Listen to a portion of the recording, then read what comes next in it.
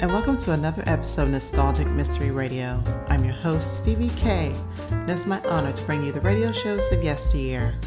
For this episode, I bring you The New Adventures of Nero Wolfe, starring Sidney Greenstreet, episode titled Stamped for Murder, originally aired October 20th, 1950, where a woman seeks help from Nero Wolfe to recover a $10,000 treasure map from two swindlers.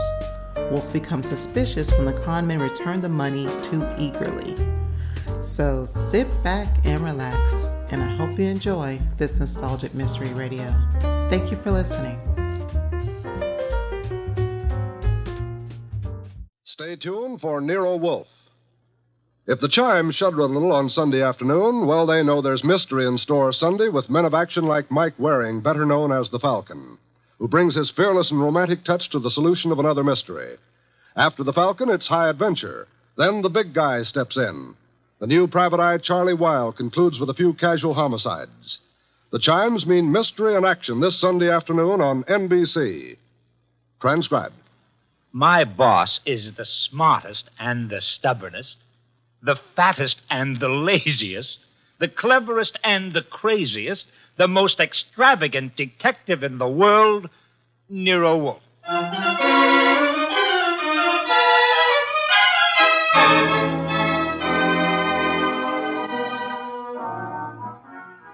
It's the adventure of Stamped for Murder, with that brilliant, eccentric private detective, orchid fancier, and gargantuan gourmet, Nero Wolfe, starring Sidney Greenstreet.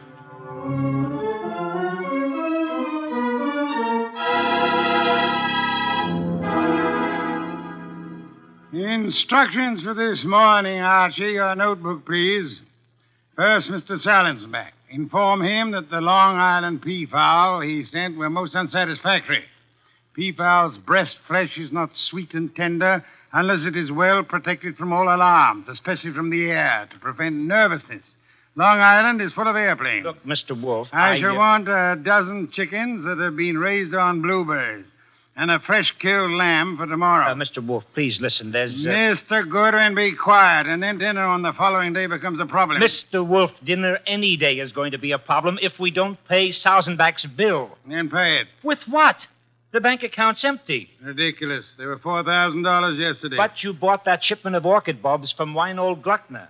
Mr. Wolfe, we need money. You've got to stop eating and drinking beer long enough to earn some...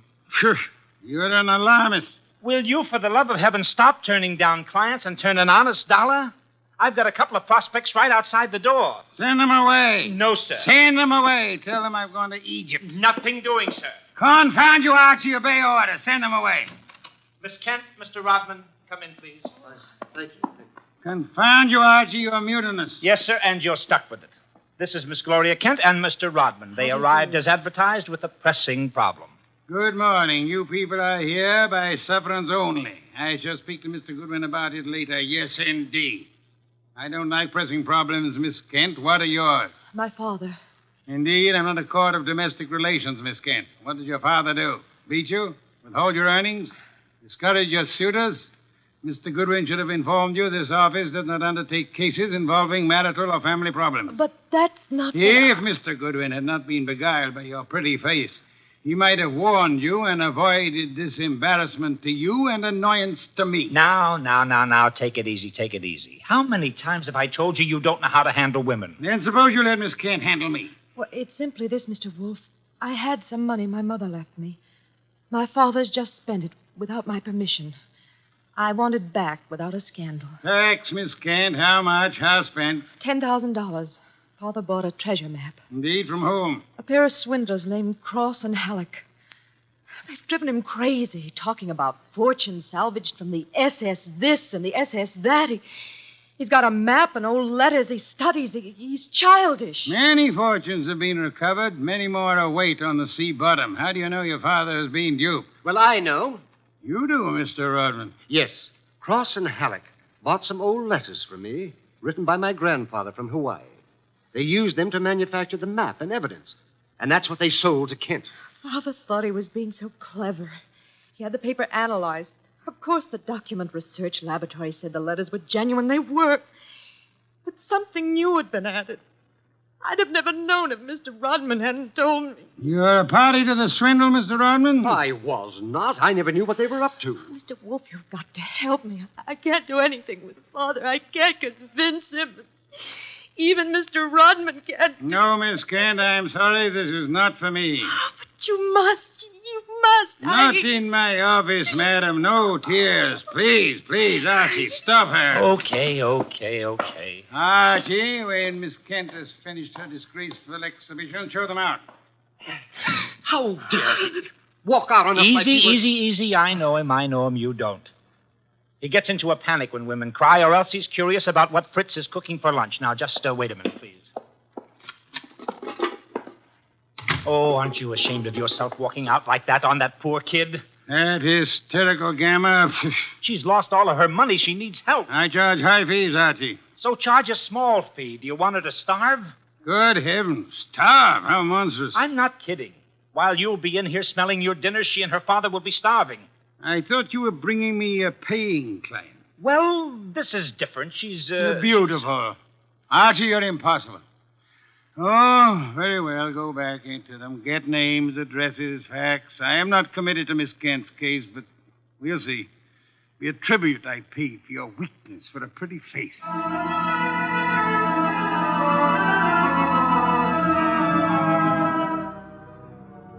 Rodman and Gloria Kent were gone, however. So all I had were the few facts they'd given me before they met Wolfe. I felt guilty about that when he came back into the office and sat down in his specially built chair. He closed his eyes, and I glared at him. Well, how much of you is awake? Mr. Wolfe. Well, they disappeared. Did you tell me you were going to help this girl just to get her out of the office, or did you mean it? You're a gadfly. No, sir. You made a promise, and you're stuck with it. What did you get from Rodman? Name, address, occupation. He's a librarian, that's all. Very careless, Archie. You missed a significant point. Such as, How did Rodman discover the letters he sold were being altered by forgery and used for swindle? How did he locate the dupe, Mr. Kent? I guess you're right. I'll ask him next time. But what about now? Are you going to get Gloria's money back? I assume you call Miss Kent Gloria solely in order to annoy me. It does. Stop it. Get Cross and Halleck. On my way. You'll find them at the Hotel Bogart. Wrong, sir. According to my notes, their address is... Never mind their address. The Hotel Bogart is the headquarters for successful, confident tricksters. They celebrate their victories there while the money lasts. You will possibly find Cross and Halleck drinking whiskey or lunching, probably both.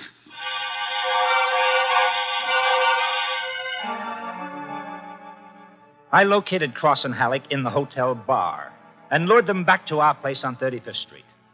Wolfe was sitting behind his desk with his hands crossed on his impressive middle, at peace with his lunch and the world when I ushered them in. He sat bolt upright and scorched me with a look. Good afternoon, Mr. Wolfe. The tall one's name is Cross, the short one is Halleck. They want to help me invest my money. Gentlemen, Mr. Nero Wolfe. What? Who? Nero Wolfe. Hey, what is this? Confound you, Archie. How drunk are they? Not too drunk for business. Let's get out of here. Come on. Wait a minute. You want me to keep him here, Mr. Wolfe? Not by violence, Archie. Come back here, gentlemen. Unless you want 7 years in the state penitentiary. Well, what? You got nothing on us, Wolf. Nothing. I have the Kent case. The Kent? That's a laugh. We're sitting pretty. You are not, sir. You imagine you possess legal immunity. Mr. Kent believes you are grotesque balderdash and will not sue for fraud. Miss Kent cannot sue because she is reluctant to accuse her father of wrongfully obtaining her money. Ergo, you think you are invulnerable. Now, listen. But you forget me. I'm a detective with a fee to earn. A big fee. Quiet, Archie. I am determined to get that fee. Therefore, as Miss Kent's agent, I can and will bring action against you. I'm indifferent to her tears or her father's disgrace. I'm indifferent to anything outside of money. You will return the $10,000 to me at once, sir, or you will be in jail by morning. You mean that? I do, Mr. Cross. Alec, come here.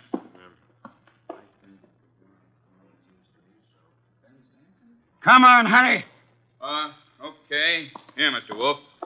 Alec and I have decided we don't want to get in any trouble with you. Here's your $10,000. Let's have it. Give the dough to Kent, Mr. Wolfe, and get the letters and map back for us. You've got a reputation for being tricky, but honest. We trust you. Come on, Halleck, let's go. Well, how about that? Preposterous. No, sir. Take a look. $10,000, genuine coin of the realm. That man Cross is a fool. Does he imagine I'm to be fooled so easily? What do you mean he left the money? He surrendered too quickly, Archie. Too easily. And that money in the envelope he was carrying all ready to refund. Why? Well, maybe he's got a better sucker.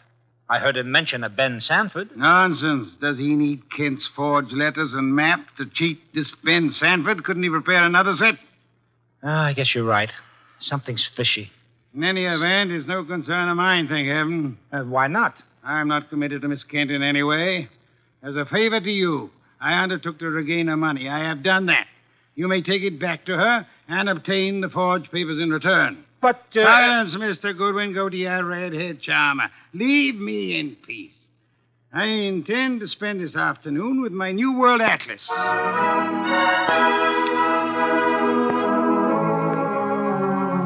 I left him 3,000 miles up the Amazon with his magnifying glass and drove up to East 69th Street. The Kent house was a broken-down little brownstone, and as I went up the stoop, the door opened and Gloria Kent burst out like a skyrocket. Hey, Miss Kent, easy, easy. Let go of me. Let go. What's wrong? What's wrong? Wrong. Nothing is wrong. Nothing at all. Well, how about seeing your father? You want to see my father? Come inside. Oh, for the love of heaven, Come inside, Mr. Goodwin. I'll introduce you. He's in a back room. Come right through the living room. What else came through this living room? A hurricane? No, Mr. Goodwin. Something else. There's my father, Mr. Goodwin.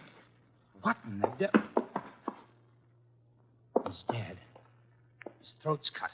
Father, this is Archie Goodwin from Nero Wolfe's office. He and his boss refused to help while they could. Maybe he can help you now. Stop it. All I'm good for now is revenge. That's all. Stop Archie. it. Stop it and look at me. When did it happen? I don't know. When did you find him? Just now. Keep looking at me. Who went through this house like a hurricane? You? No. Where did you go after you left the office? To the laboratory. What lab? Document research. The place that checked the map. How long were you there? Until an hour ago. I was with Mr. Rodman. Keep looking at me. And then? I had lunch. With Rodman? Alone. And then I came home. All right. All right, now listen to me. I want you to go to Mr. Wolfe's house right now. Have you got a cab there? Yes? All right, take a cab. I've got to stay here, but I'll call Mr. Wolfe and tell him you're on the way. Now, get.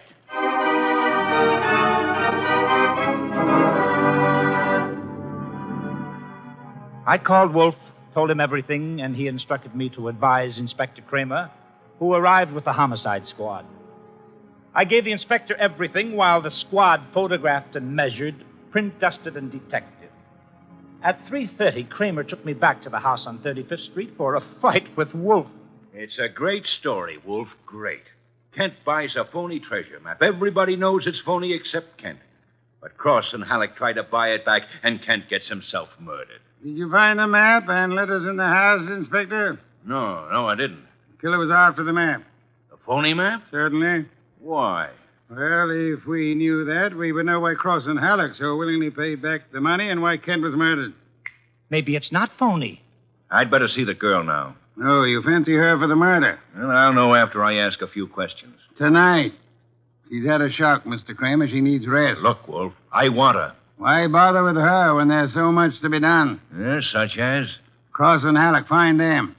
And the mystery man they spoke of, Ben Sanford.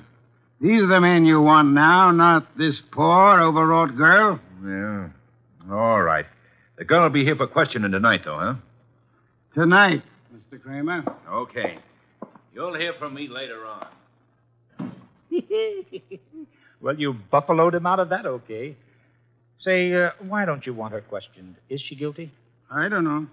Well, what did she say when she got here? She said nothing. She never arrived. She never what? She never arrived. Well, then why did you tell Kramer she was resting? Would he have believed the truth? She must be found. More important, we must learn why forged letters and forged map produces turmoil. Find the killer and you find the map. You said so. I said the reverse, which is an altogether different statement. Archie, I want a photograph of that map. Get it. Oh, sure. Any particular camera you want me to use? You'll find the photograph at 200 Vanderbilt Street. Are you kidding? The lab cannot check the authenticity of old papers without photographing them in ultraviolet light, infrared light, and so on. If this document research lab has examined those papers, they will have photographs. Get them.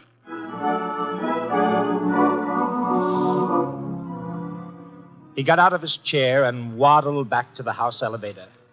It was 4:00 and time for his regular afternoon session with the orchids.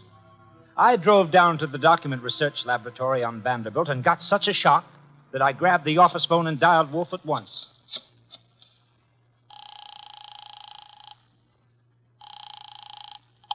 This is Nero Wolfe. Mr. Wolfe, Archie here.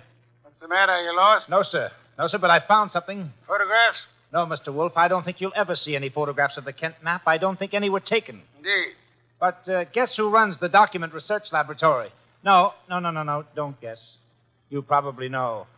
A man named Ben Sanford, and he's sitting right here looking at me. Bring him home with you. Home? But it's 4 p.m. This is the sacred hour when you pray over your orchids. Then Mr. Sanford can join the ceremony.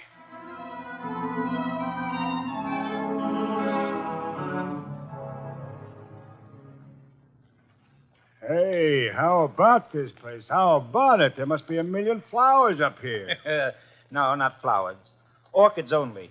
Mr. Wolfe has 10,000 plants. Never saw anything like it. And you never will again, brother. Hey, what kind is that on the bench? Oh, that's our pride and joy. Odontoglossum harryanum. Above them, the Van Petersirana, and the pink ones are the Coelogiani panduratas. Now, the large object mulching flower pots is Nero Wolfe. Mr. Wolfe, Ben Sanford. Good afternoon, sir. Hi. I came along to be obliging. I've got nothing to say about anything. How much have you offered Cross and Halleck for their treasure map? No comment. Mr. Sanford, I'm going to make some assumptions. I assume that you are not, in fact, a document expert, but an accessory to the fraud of Halleck and Cross. No comment. That you actually prepare fraudulent maps for those swindlers, and then, in the guise of an expert, guarantee their authenticity. No comment. But this you must answer. You did guarantee the authenticity of the map and letters Kent bought. It's on record. All right, I did. Then will you admit they were forged? What are you, a comic? No. You guarantee the value of the Kent map? Yes. As an expert? Yes. Then you've convicted yourself of murder. Murder? What is this? Mr. Kent was murdered, sir. Evidently for the map and letters he bought. But of all persons involved, you alone believe in the value of the map. No one else does. Therefore, you alone would have murdered Kent for the map. For the love of... Now, wait a minute. Chew it over, brother. Chew it over. Either way, he's got you. Okay, you want me to level? Here it is. Level, Archie. Okay, boss. Thief-type talk. It means tell the truth. It's like you say. The letters were bought from Rodman. I forged the map and evidence onto them. I guaranteed them to Kent. It was a swindle. The letters are without value? Oh, sure, they're old, that's all, from 1851. Just tired family gossip and stuff. Indeed. There we have the problem again, Archie. Mr. Kent is swindled with a map and letters that are known to be worthless. He alone believes the fantasy of the treasure. There isn't any treasure, never was. Yet Cross and Halleck refunded the swindle money so eagerly. It is obvious they want those worthless documents back badly. Someone else wants them so bad he murders Mr. Kent. Why? I don't know. Archie, we must find the girl. There's a chance she turned to Mr. Rodman for refuge. I'm sorry you'll have to go there at once. If the girl isn't there, bring Rodman.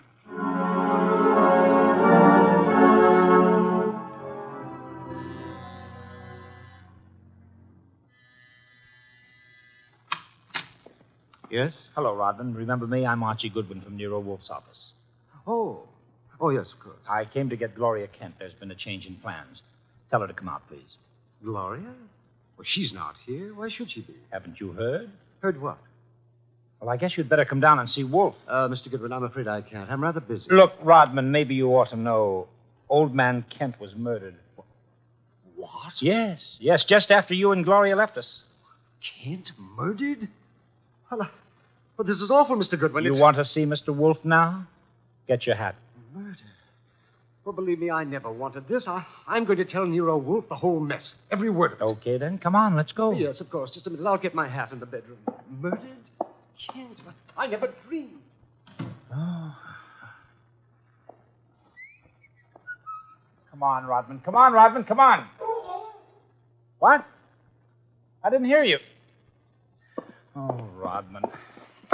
What the... Oh! Rodman. Oh, Rodman. Good Lord. What next? Come on. This is Nero Wolfe. Archie here. We've had a tough break. Yes? While I was waiting for Rodman at the front door, he went into the bedroom for his hat. The killer was there. How do you know? He cut Rodman's throat. Tell. The back window was open. It's a ground floor apartment. He was out and gone before I had a chance. Archie, where were your wits? Let me alone. I've had a man murdered 20 feet from me. You think I'm cheering? Mr. Kramer is here, and he has news for us, Archie. He could not locate Cross and Halleck in their apartment. They had not been home all day. The maid informed him that she was waiting for her weekly salary. Well, so what? She was most angry and peppery, Mr. Kramer informs me. Red pepper? Exactly. Okay, maybe I know what you mean. I'll try to deliver the goods this time. Goodbye.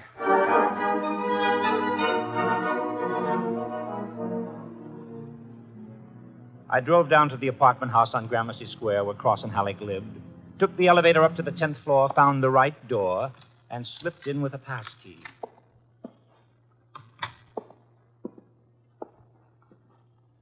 Come on out. Come out wherever you are.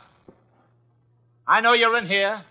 You fooled Kramer pretending to be the maid, but you didn't fool Wolfe. You'd better... Gloria! Cut it out, you idiot. Lay off. It's Archie, you dope. Archie Goodwin from Nero Wolfe's office. Remember me? Go. Give me the gun, Gloria. Give it to me. That's right. Who did you think I was? Halleck. Oh, brilliant. So Wolfe figured you out, huh? Well, you are a brave girl. They killed your father. You came up here and waited for them. You were going to kill them right back, huh? Oh, that red-headed temper. And you bluffed Kramer into thinking you were the maid. I had to do something. It was the only thing I could think of. To come here and kill him. Well, you're coming home with Archie.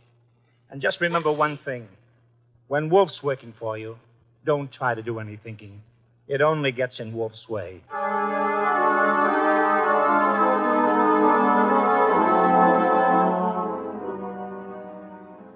I got Gloria Kent back to the house at 7 o'clock. I parked the car, brought her into the office, and got the shock of my life. There was a convention on. Wolfe was there, with Inspector Kramer representing the cops. Cross, Halleck, and Sanford were there representing the crooks. When Kramer saw Gloria, he scowled first at her and then at Wolfe. So it was a slick one after all, Wolfe. You didn't have the girl. You had no intention of producing her. Please, Mr. Kramer, that can wait. There are other matters more important. I dine at 8. That leaves me 1 hour to solve your murders. Murders? More than one? Yes, 2. Elmer Rodman. By heaven, Goodwin, if you... Please, Mr. Kramer, not now. First, Miss Kent. Good evening, Miss Kent. I presume you have met these gentlemen, Cross, Halleck, and Sanford? Yeah, I'll take your purse, please. Why? Don't think me as naive as Mr. Goodwin, miss. When you left your home after the murder of your father, you took the map and letters with you. They are in your purse Well, now. that's not true. Archie, the purse. Thank you. We have here an interesting situation. There exist some old letters and map, forged and fraudulent. They're worth $10,000 and more to Cross and Halleck and worth 2 murders to a killer. Why? There must be something of great value in the letters. Yes, such as? Something which Mr. Sanford could not see, although he worked on the document closely. Yet something which could be made manifest. What is the answer, Miss Kent? You know it? I swear I don't. Secret writing, Archie. Bring the chafing dish from the dining room. Right. Secret writing? I saw nothing when I worked on those letters. Naturally, Mr. Sanford, the writing is invisible. But heat is an agent. It makes most forms of secret writing visible. The chafing dish, boss. Thank you, Archie. Place it before me and light it. Right. Now, I open Miss Kent's purse. From it, you see, I withdraw these ancient letters which he took from her house after her father's murder. That's not true. Archie. That's enough, Gloria. That's enough. From now on, you just listen. We remove the letters from the envelope and toast them gently. The secret ink vintage 1851 will easily succumb to the agency of heat. Careful. Those envelopes will catch fire. Hey, they're caught. Don't be upset, Mr. Cross, Mr. Halleck. The envelopes. They'll burn safely in the dish.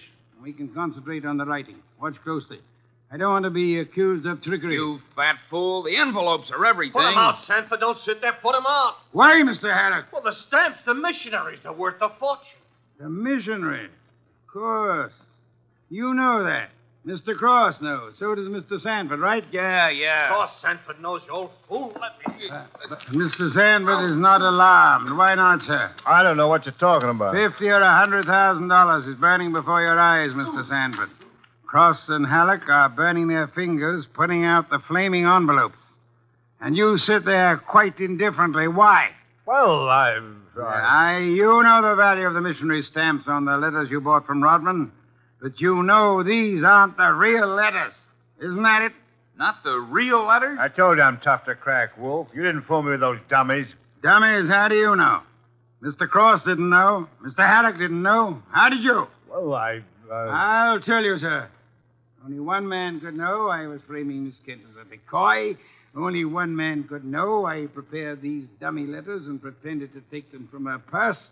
And that is the killer. The man who murdered her father and stole the map and letters this morning. You, sir, Mr. Sanford. Well, I'll be... Mr. Kramer, there's your killer. You'll find the missing map and letters on him or concealed in his home or office. You won't need the evidence anyway. Look at his face. He's self-confessed. Self-confessed like fun. He was booby-trapped.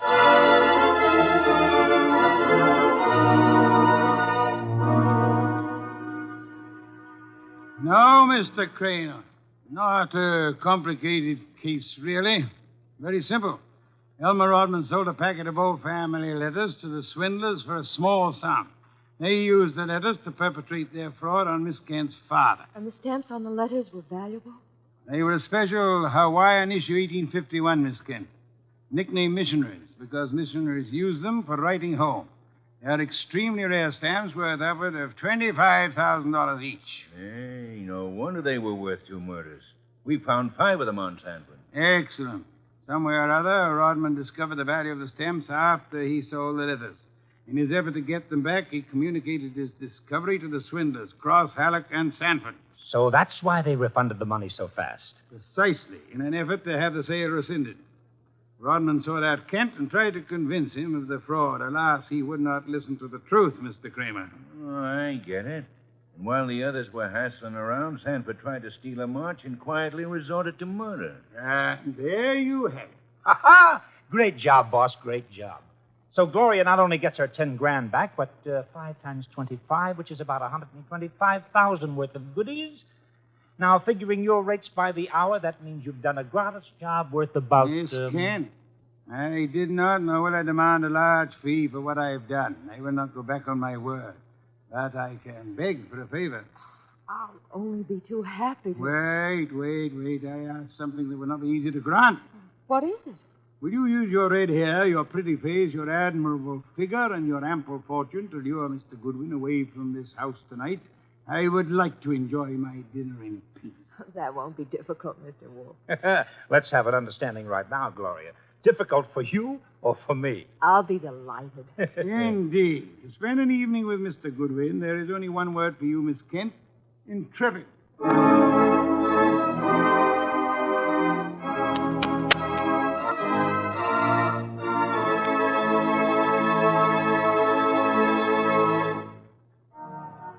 You have been listening to The New Adventures of Nero Wolfe, starring Sidney Greenstreet. Tonight's story by Alfred Bester was based on the famous characters created by Rex Stout, produced by Edwin Fadiman, and directed by J. Donald Wilson. In the cast were Wally Mayer as Archie Goodwin, and Gene Bates, Howard McNair, Jay Novello, Larry Dobkin, Bill Johnstone, and Herb Vigran. Music by Joseph Enos. Next week at this same time, Nero Wolfe and Archie will bring you The Case of the Careworn Cup. Don Stanley speaking. The preceding was transcribed. 3 chimes mean good times on NBC. The chimes ring for Dennis Day and Judy Canova tomorrow night on NBC. Also, Judy Canova prepares to go operatic tomorrow because her special guest is Ezio Pinza. This is Chester William Bendix Riley. The Man Called X follows on NBC.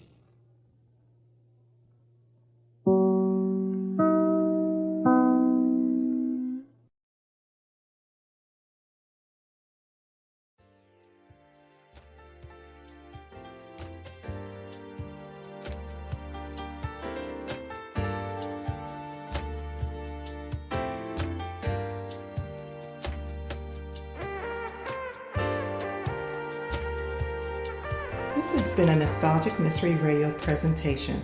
I hope you enjoyed this episode. Please feel free to like and rate this podcast on your favorite app. Also, there's a Nostalgic Mystery Radio YouTube page for your perusal to subscribe to. You can contact me by emailing me at nostalgicmysteryradio@gmail.com. I hope you have a blessed day or evening. And again, thank you for listening.